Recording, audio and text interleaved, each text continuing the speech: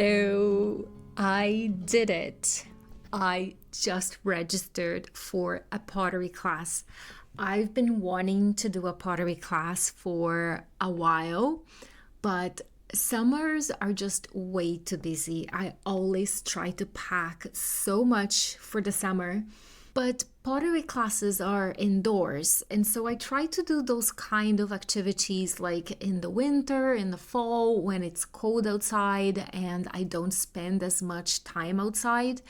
And I'm actually looking for excuses to leave the house. So I thought I'll just wait for their fall session and register for the fall. But I didn't realize they had already started. So I missed one class already. But I just emailed the studio owner and she said that that's okay. So I start tomorrow morning and I am so excited. Fall is definitely in the air. The air is getting crisper, it's getting colder. The sun is still quite warm, but as soon as it goes down, like it gets chilly.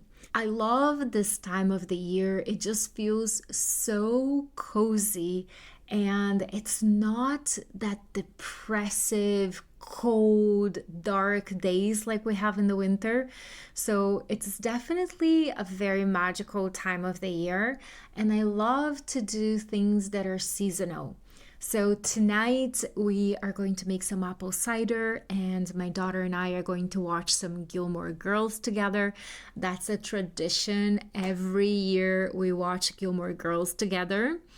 And I've also been drawing some flowers, drawing some grasses, and trying to make some home decors with them. I have some herbs outside that I planted in the spring and I used throughout the summer.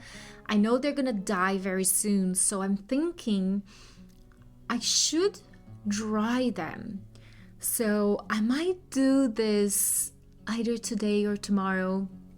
Just cut as much of the herbs as I can and hang them to dry.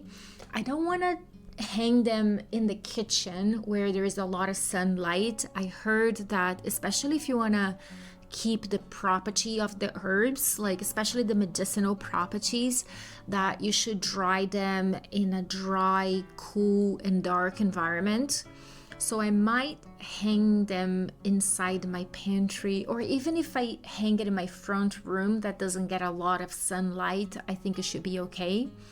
But that should be a little fun project to do. I don't know if I can film the studio, the pottery studio, because there will be lots of other students, but if I get a chance to film even just what I'm working on, then I definitely will bring you guys along.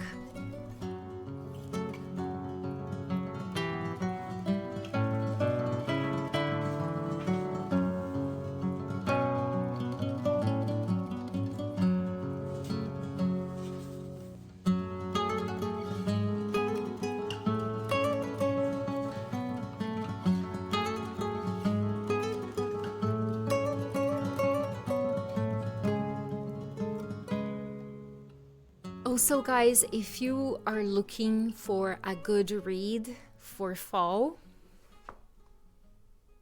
highly recommend this book.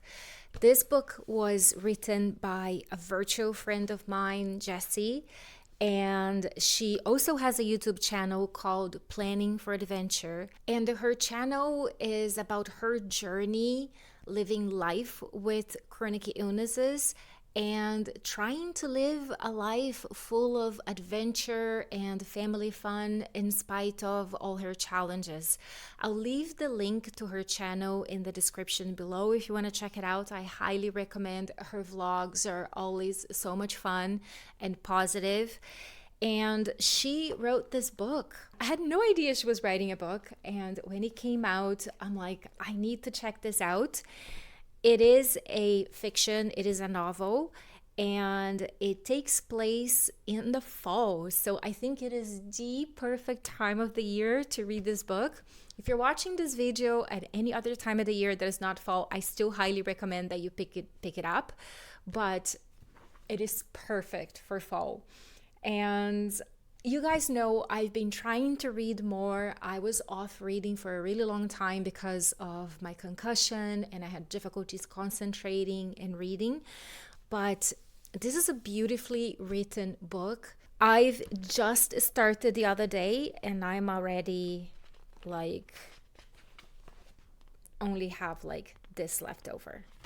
So I'll also leave the link so you can buy the book at Amazon. And it came super quickly. I ordered one day and it arrived the next day. So here you go, guys, your fall read.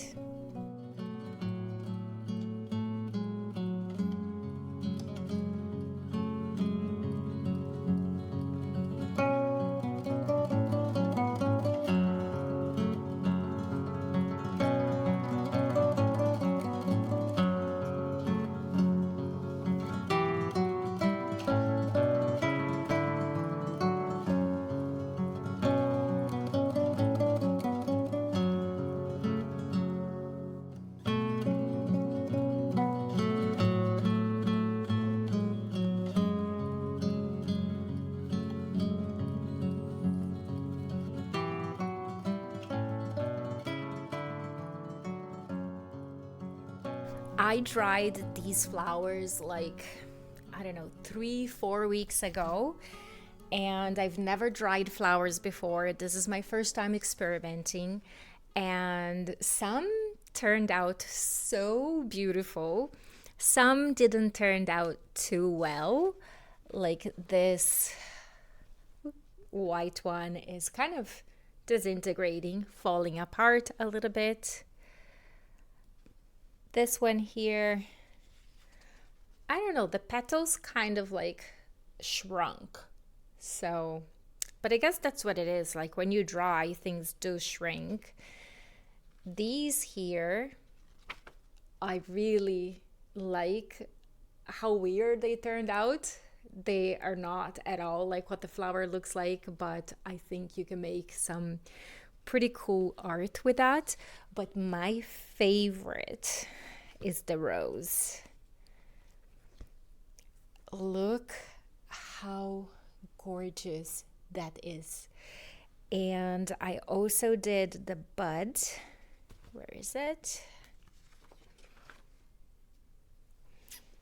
How cute is that? And I think I can make a really pretty picture with this, like an art.